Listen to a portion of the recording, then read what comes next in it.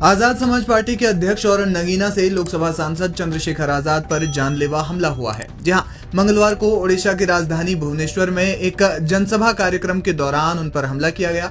उन्होंने दावा किया कि अखिल भारतीय विद्यार्थी परिषद के कार्यकर्ताओं ने इस घटना को अंजाम दिया है।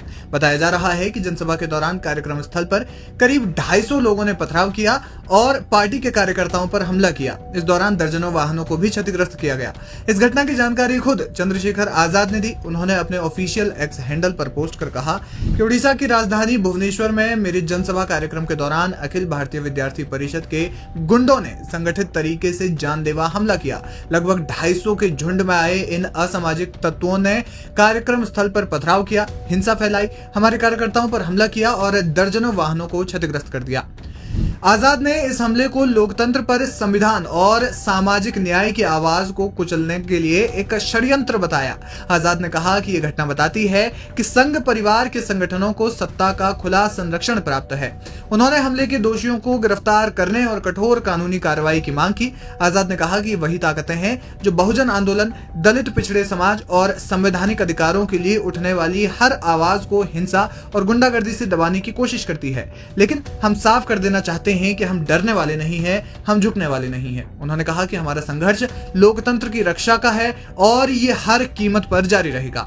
आपको बता दें कि भुवनेश्वर में चंद्रशेखर आजाद ने पार्टी और भीम आर्मी से जुड़े कार्यकर्ताओं से संवाद किया। उन्होंने कहा कि उड़ीसा में पिछले कई सालों से भीम आर्मी का काम तेजी से जारी है। उन्होंने उड़ीसा में भीम आर्मी टीम को धन्यवाद दिया और कहा कि वे राज्य में जल्द ही आजाद समाज पार्टी को जमीन पर उतारने जा रहे हैं।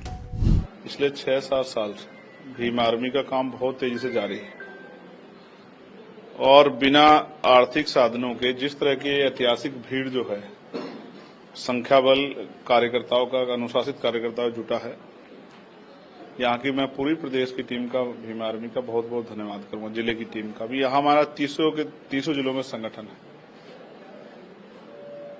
और मैं मानता हूं कि अब यहाँ आजाद समाज पार्टी को हम लोग जो है जमीन पे उतारने वाले हैं। सामाजिक कार्य हमारा चल रहा था, लेकिन पॉलिटिकल कार्य भी हमारा आगे बढ़ता रहे, क्योंकि हमारे इन लोगों को वोट भी देनी है। जब मजबूत संगठन यहाँ बन गया और इनको वोट भी देनी है भविष्य में, तो ये वोट भी अपनी पार्टी को दें, जिसके जरिए शक्ति बना के जो है लोगों की समस्याओं का हल करें। जो पॉलिसी मेकिंग होती है वो असेंबली में या पार्लियामेंट में होती है। जब तक ये चुन के नहीं जाएंगे और असेंबली या पार्लियामेंट का हिस्सा नहीं बनेंगे, तो जिस पॉलिसी पे हम लोग काम करना चाहते हैं वो कैसे पहुंचेगी। तो दलित, पिछड़े, आदिवासी, मुस्लिम और अन्य धार्मिक अल्पसंख्यकों के हितों की रक्षा के लिए आजाद समाज पार्टी को अब बहुत जल्द जो है यहाँ हम संगठनात्मक स्वरूप देने जा रहे हैं। आज उसी को लेके सम्मेलन था और आज रात में जो है शाम में हम लोग इसको संगठनात्मक रूप देके चर्चा करके और बहुत जल्द आजाद समाज पार्टी यहाँ धरातल पे काम करती दिखाई देगी और चुनाव में फाइट करेगी। अभी डिलिमिटेशन भी चल रहा है, डिलिमिटेशन इशू है जो साउथ स्टेट्स अपोज कर रहे हैं, उसके ऊपर आप क्या राय है? देखिए, डीलिमिटेशन तो होता ही है, जहां तक मुझे जानकारी है। उसका एक पीरियड है और उस पीरियड के बाद वो होता ही है। लास्ट 2005-6 के करीब हुआ था और अब उसका समय आ गया है, वो होगा। और फिर बहुत सारी संख्या के आधार पर, जो संख्या बढ़ी है उसके आधार पर सीटों का निर्धारण होगा, कहीं बढ़ेंगी कहीं घटेंगी। एक प्रक्रिया है, इसमें मेरा कोई असंतोष नहीं। ठीक है, वो जो असंतोष कर रहे हैं उसके पीछे कोई कारण होगा, उनको भी सुनना चाहिए। मेरा हमेशा ये रहा है कि कानून को किसी के ऊपर थोपना चाहिए, उनके साथ संवाद करके जो है कि सब लोग सहयोग करके उसको जो है और वो आगे बढ़ाएं। ऐसे जो है सरकार की मंशा होनी चाहिए। सीट कम रहा है तो इसलिए वो लोग विरोध कर रहे हैं साउथ में जो संसद। देखिए, अभी तो हुआ भी नहीं है, अभी तो हुआ भी नहीं है ना भाई। जब होगा तभी तो पता लगेगा क्या हो रहा है क्या नहीं हो रहा। और अगर किसी की चिंताएं हैं तो हो सकता है उनको समझते हो कि सरकार का रुख उनके प्रति अच्छा नहीं है। देखिए, सेंसस हो और उसके बाद डीलिमिटेशन हो और फिर ये सब चीजें जो हैं धरातल में आए और जिसकी इतनी संख्या भारी, उसकी इतनी हिस्सेदारी के प्रारूप पे फॉर्मूला आगे बढ़े, तभी जाके सब कुछ ठीक हो पाएगा। और एक इशू है कि महाराष्ट्र में एक समाजवादी पार्टी का एमएलए ने ये बोला है कि औरंगजेब ने 52 ईयर्स यहीं पे रूल किए, तो हिंदू को मुस्लिम में कन्वर्ट करते तो और ज्यादा हिंदू मुस्लिम हो जाए। इस मामले में समाजवादी का ज्ञान कुछ ज्यादा हो सकता, मेरा नहीं है इतना। मैं लोगों के जनहित के मुद्दों की लड़ाई लड़ रहा हूँ और मैं उसको लड़ता हूँ। आजाद समाज पार्टी भीम आर्मी उसी पे काम कर रही है, संविधान के अनुरूप। ठीक है, वो महाराष्ट्र के लोग देखेंगे, महाराष्ट्र के लोग देख लेंगे उसको। जिसने जो बोला और जिस तरह से बोला उसको, उसका फैसला कानून जो है, और महाराष्ट्र के लोग वो उन्होंने किस विजन से बोला है, उनके पीछे क्या उनका वो है, वो अपने आप जानते होंगे।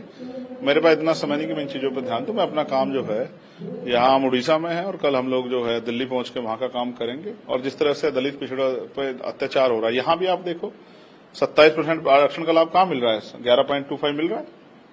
यहाँ जो है SC/ST को भी उनके बराबर संख्या के आधार पर नहीं मिल रहा है। तो यहाँ तो 6% जाति आबादी सामान्य जाति की, उनको 10% आरक्षण मिल रहा है। तो ये जो हिस्सादारी पे जो है कुठाराघात हो रहा है, हम उसके लिए SC/ST आयोग नहीं है, यहाँ OBC आयोग नहीं, अल्पसंख्यक आयोग नहीं है। तो यहाँ की सरकारों ने क्या ख्याल रखा है? स्कूल बंद करा रही, प्राइमरी स्कूल यहाँ की सरकार। तो बहुत सारे जवाब मांगने पड़ेंगे और हम उसी के लिए आदिवासियों पे जो अन्याय हो रहा है, झूठे मुकदमे लगाए जा रहे हैं, तो उसका जवाब मांगने के लिए आज हम यहाँ बैठे। कौन क्या करे इससे हमें नहीं फर्क पड़ता। समाजवादी पार्टी सपोर्ट कर रहे हैं उनको, स्टेटमेंट दिया है। ठीक है, जो कर रहा है वो जाने, वो मेरा काम नहीं। तो मेरा आपसे आग्रह रहेगा, जो साथी भीम आर्मी से जुड़े हुए हैं वो अपने फोन कृपया बंद करें और अपना दिमाग मेरी तरफ लगाएं, क्योंकि जब वो अपना दिमाग एक हाथ पकड़ के फोन में लगाएंगे, मैं इसका उदाहरण से बताता हूं तर्क के साथ, कि जब आप स्कूल में पढ़ते हैं, कॉलेज में पढ़ते हैं और टीचर पढ़ा रहा होता है और आपका ध्यान किसी दूसरी चीज में होता है, तो जब पेपर आता है और पेपर में वो क्वेश्चन आता है जो मास्टर ने पढ़ाया होता है, टीचर ने, तो फिर आप उसके जवाब में 0 लिख के आते हैं और आपके नंबर भी 0 ही आते हैं। इसलिए जब कोई अध्यापक पढ़ाए तो आपको सब चीजों से ध्यान हटाकर उसी चीज की तरफ ध्यान केंद्रित करना चाहिए जो टीचर पढ़ा रहा है। अगर आप उसकी तरफ ध्यान केंद्रित नहीं करोगे तो आप सीख नहीं पाओगे, और जब आप सीख नहीं पाओगे तो आप सिखा भी नहीं पाओगे। जब आप सीख भी नहीं पाओगे, सिखा भी नहीं पाओगे, तो आप अपना भी भला नहीं कर पाओगे और किसी अन्य का भला भी नहीं कर पाओगे। तो पहले आपको खुद से सीखना है, फिर दूसरों को सिखाना है। आज आप यहाँ इतनी बड़ी संख्या में आए हो, तो पहले आज आपको सीखना है, एक एक बात को अपने दिल और दिमाग में स्थापित करना है। हालांकि मेरा अनुभव ये है कि जो चीज चित्र के रूप में या चलचित्र के रूप में दिखाई जाती है, उसको आदमी ज्यादा जल्दी सीखता है।